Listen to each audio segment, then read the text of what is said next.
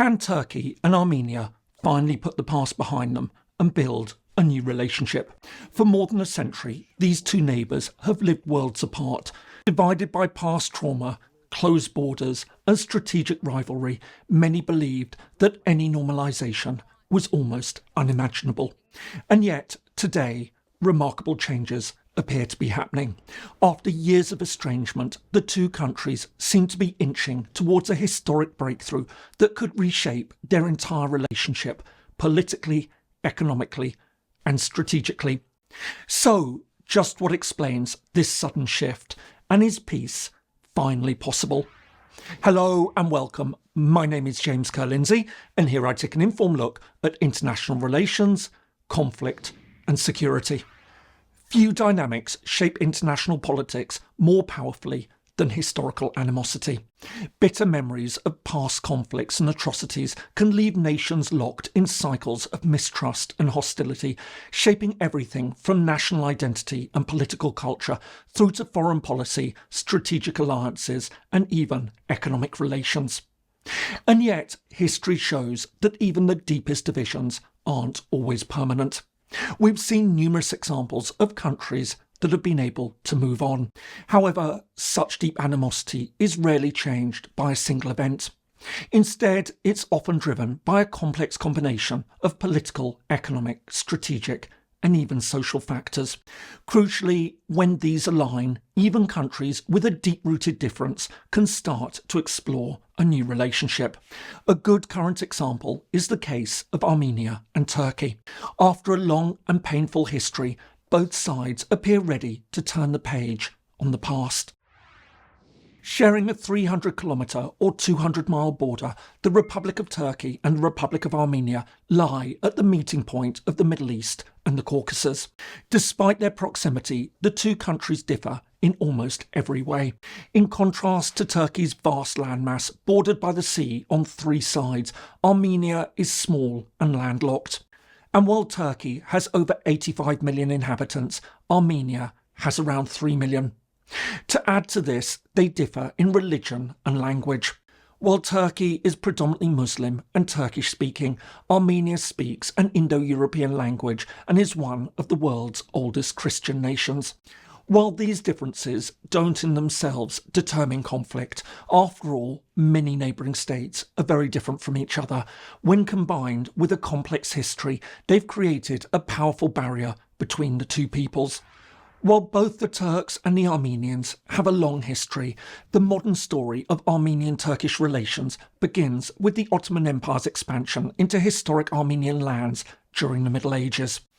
But while the Armenians lived as a Christian minority within the Muslim Empire, under the Ottoman millet system, they were granted considerable autonomy. As a result, they often thrived as merchants, artisans, and administrators. However, by the late 19th century, things were changing. Amidst rising nationalism, economic pressures, and mounting suspicion of Christian minorities, violence was growing. This all took a devastating turn during the First World War. As the Ottoman Empire fought on multiple fronts, its leaders accused the Armenian population of collaborating with foreign powers. In 1915, they ordered the mass deportation of the community, imposing forced marches that saw huge numbers die.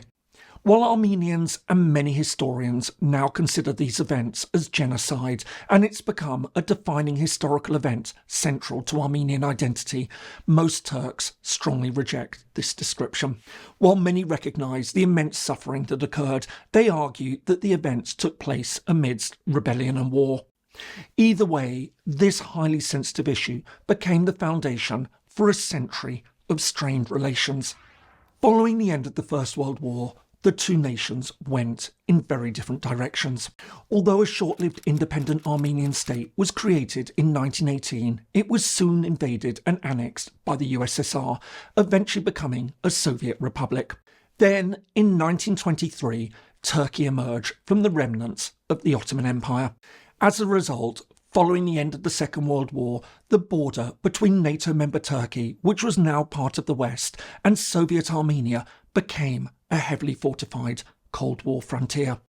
But while Armenia and Turkey had no formal direct relations for the next 4 decades, Turkish-Armenian tensions nevertheless continued to grow. While a small Armenian community continued to survive in Turkey, attitudes were increasingly shaped by the diaspora, especially those living in France and the United States, many of whom were descendants of survivors of 1915. By the 1970s, political campaigns for the genocide to be recognised were not only growing, but parts of the community were becoming more militant, as groups such as Asala, the Armenian secret army for the liberation of Armenia, attacked Turkish diplomats. However, in 1991, it appeared that everything could be on the verge of change. The end of the Cold War and the collapse of the Soviet Union suddenly made Armenia an independent state for the first time in 70 years. Armenia, alongside Georgia and neighbouring Azerbaijan, suddenly became one of 3 new independent states on Turkey's eastern frontier. At first, there were high hopes for a positive new relationship between the 2 countries. But while Turkey quickly recognised Armenia's independence and talks opened on setting up formal diplomatic relations, the optimism was short-lived. As Armenia and Azerbaijan went to war over the Armenian-inhabited region of Nagorno-Karabakh, a conflict that saw Armenian forces seize large parts of Azerbaijani territory, Ankara sided with its ethnic kin in Azerbaijan. As a result, diplomatic relations were never established and the border was soon closed. Since then, the situation has remained tense. The frontier remains largely closed and diplomatic relations have remained on hold, cutting Armenia off from one of its largest neighbours and eliminating any structured formal engagement between the 2 countries. And although occasional efforts have been made to improve ties, such as the 2009 Zurich Protocols, which envisaged a full normalisation of relations, they failed to achieve a long-term breakthrough. Meanwhile, as more and more countries have recognised the 1915 genocide, broader Turkish-Armenian tensions have continued. I hope you're finding this useful. If so, please do give it a like and perhaps subscribe to the channel if you haven't already. Many thanks, and now back to the video. So, just why are there now hopes that things are changing? To understand what's happening, we have to look back to 2020 when Azerbaijan recaptured large parts of Nagorno-Karabakh in a brief but intense war carried out with Turkish support. This was followed in late 2023 by a further attack when Azerbaijan seized the remaining territory. Paradoxically, while all this was utterly devastating for Armenia, it also removed one of the biggest obstacles to Armenian-Turkish normalisation. With the conflict now over, Turkey was no longer so constrained by Azerbaijan and by those who'd always opposed any normalisation while the conflict continued. At the same time, weakened militarily and diplomatically by its defeat, Armenia also began reassessing its foreign policy direction, including its relationship with Turkey. Since then, there have been many notable signs of progress. One of the most powerful signals came in 2023 when the Armenian Prime Minister Nikol Pashinyan attended the inauguration of Turkey's President Recep Tayyip Erdogan. But there have also been other signs. In addition to a softer rhetoric from both sides, talks have opened on political, diplomatic and trade relations between the countries. Meanwhile, in addition to the partial reopening of the land border for diplomats and third country citizens, direct flights have even started between Turkey and Armenia. Taken together, all these are highly promising developments. Of course, the big question now is whether all this can lead to a complete normalisation of relations and the full opening of the border between the 2 countries. Overall, the signs are positive, especially as it would be enormously beneficial to both sides.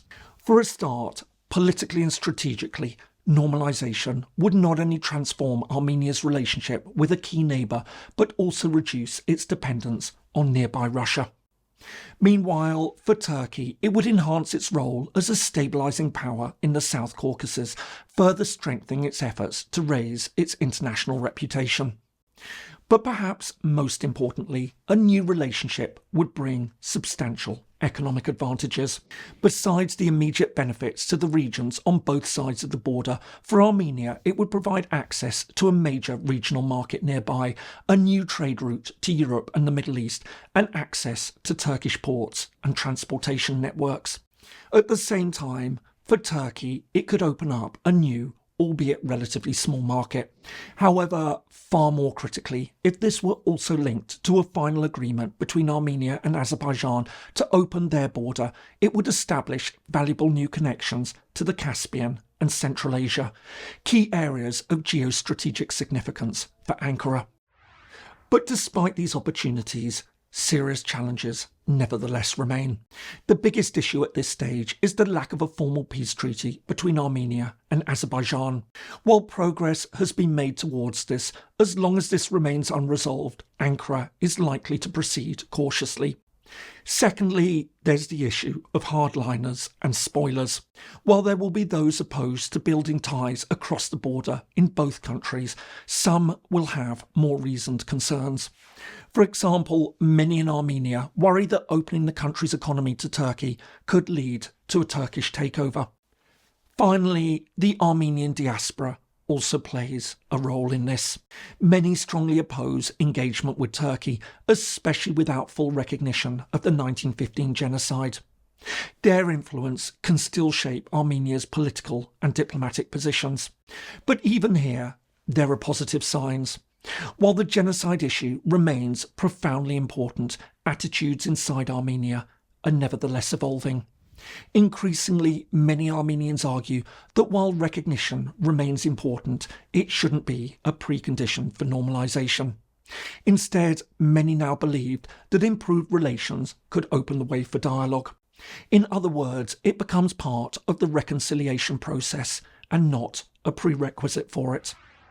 And it's for all these reasons that after decades of tension, the relationship between Armenia and Turkey could be on the verge of a fundamental change.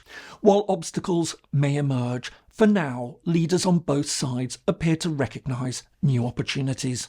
More to the point, if they succeed, the impact could be truly transformative. As well as reopening borders, building trust, enhancing their economies and reconnecting the two societies, it could fundamentally reshape the entire geopolitics of the South Caucasus. I hope you found that helpful. If so, here are some more videos that you might find interesting.